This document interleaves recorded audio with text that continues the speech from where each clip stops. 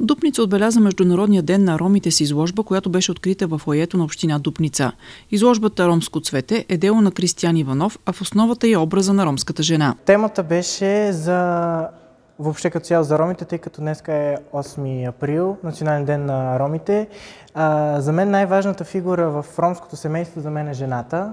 Жената като цяло е функцията, която държи семейството. Тя е домакинята, тя е възпитателят на децата и смятам, че жената в ромското семейство, аз откривам в тези картини нейната двойственост и за мен е важно това нещо да го изобразя на тези картини.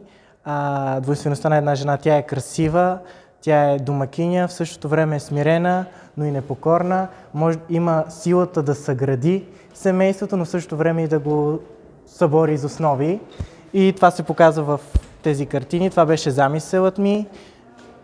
Темата на изложбата е "Ромско цвете", казано на ромски "Романило лози".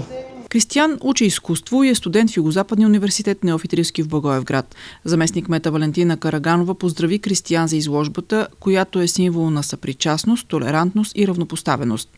Организатори бяха община Дупница, Младежкият център в града, читалище Пенчо Славейков и общностния център.